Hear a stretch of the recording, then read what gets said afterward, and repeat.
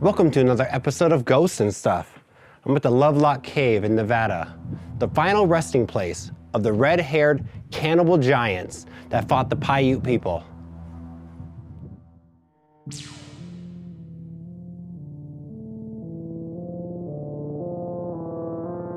Today is a big one.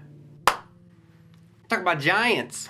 The Nephilim, Jack and the Beanstalk, the Giant of Kandahar, the Cyclops, Bigfoot, and the Si-Te-Cah.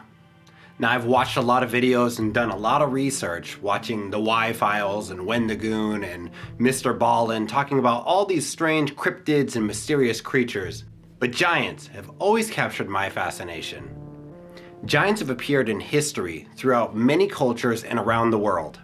They continue to fascinate people to this day. There's just something about giant creatures that catches the fascination of humans. And for some reason, a lot of these giants always tend to be cannibals. I'm talking about the giants of Lovelock Cave.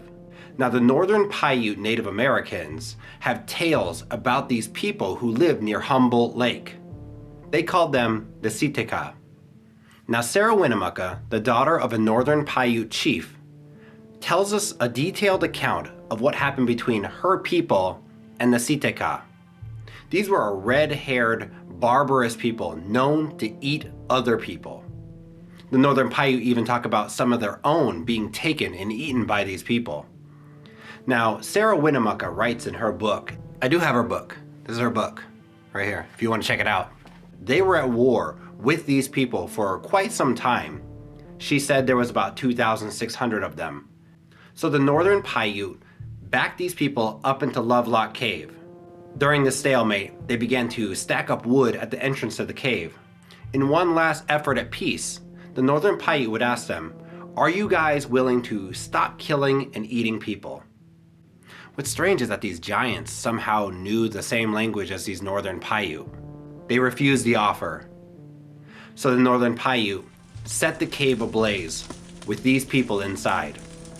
Sarah Winnemucca tells us that she has a mourning dress that is adorned with the red hair trimmed from these people. Now, the story about the giants came from when a couple of guano miners were going to that cave looking for this precious resource. Now, guano is used for fertilizer and sometimes in the production of gunpowder and explosives. But during their mining, they began to uncover Native American artifacts such as duck decoys, clothing, shoes, weaponry, and they also found mummified bodies of giants. Now, the records of these giants vary greatly. Some say that these were only 6 foot tall mummified bodies, all the way up to 10 foot tall. Archaeologists would come out there and begin digs to find all the artifacts and remove them, but the mummified bodies were returned to the tribes and people of that area to be given a proper burial. Some say that the Smithsonian took these bodies, and I don't know what they did with them. The Smithsonian is a story all in itself. When I heard these stories, I knew I had to go out there and check it out for myself. So let me show you what I saw at Lovelock Cave. Now, getting to Lovelock Cave was definitely no accident. It was a long drive, and even when the roads ended, there was even further to go before I was at the home of the giants. As I came around that last corner and I caught my first glimpse of the cave, those ominous clouds in the sky really added to the mood of the area. The signage and parking lot were the only signs of civilization out there. There was nothing else. Man, the camera just doesn't do it justice. There was a little signage describing the primitive life of the people who lived there. Were these our giants? There was a small little path that kind of took you around the back of the hills toward the mouth of the cave. Seeing the surrounding area was a window into the way that these people used to live. It also showed why they picked this place for their home. The environment provided a lot of useful resources and some beautiful views. The walk to the cave isn't that hard, but I just happened to pick one of the windiest days on Earth. As I rounded the corner and got closer to the mouth of the cave, I could feel the excitement and anxiety kind of building up inside of me. There was no one out there. It was so far from anyone.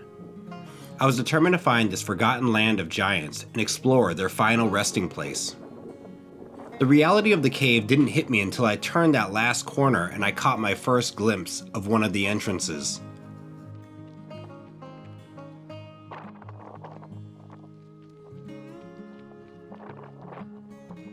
I could kinda see in, but the gaps were a little too tight to see the interior of the cave. If the entrances were this small, how did these giants get in there? I continued up the trail toward the mouth of the cave. I quickly glanced at the signage and then I took the plunge into this dark abyss.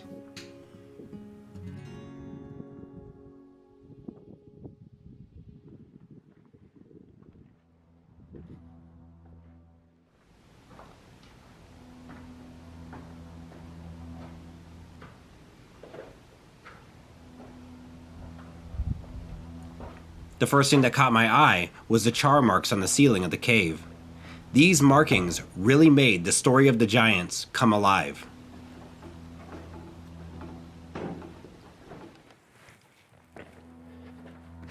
Now, it would be crazy to think that if you were being chased by angry Native American people that you were in conflict with, and being chased into this cave and looking for an exit, but you can see back here there's nothing, and over that way there's not an entrance either. So you're trapped here, not knowing what's gonna happen. And these people do not want you to continue existing.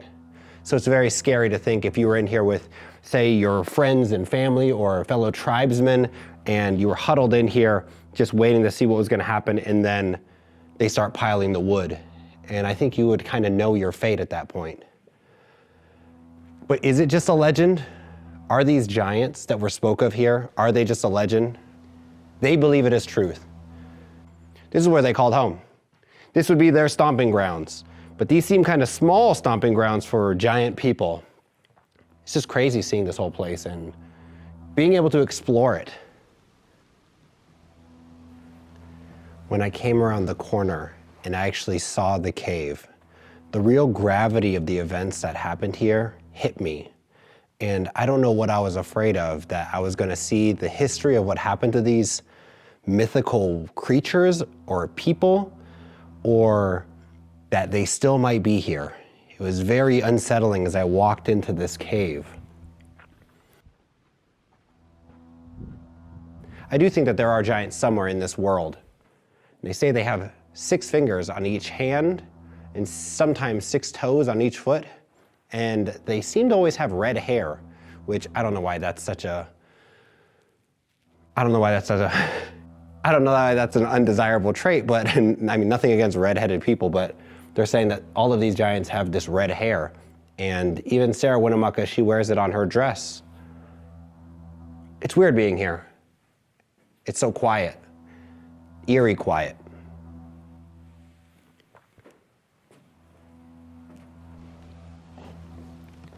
Scorched ceilings, giant skeletons, tribal warfare. All of this history lives and rests in these cavern walls. Although the cave was smaller than anticipated, I wanted to take in the entire space and fully explore this mysterious site. After one last walkthrough, it was time to leave Lovelock Cave.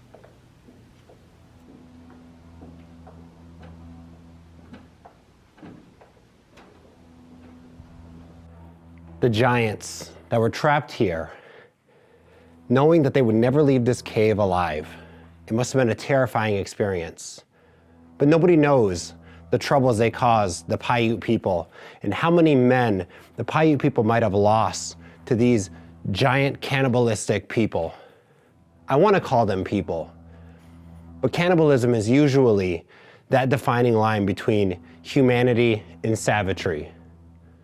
It's crazy to think that they went in here not knowing if they would ever leave, and many of them didn't.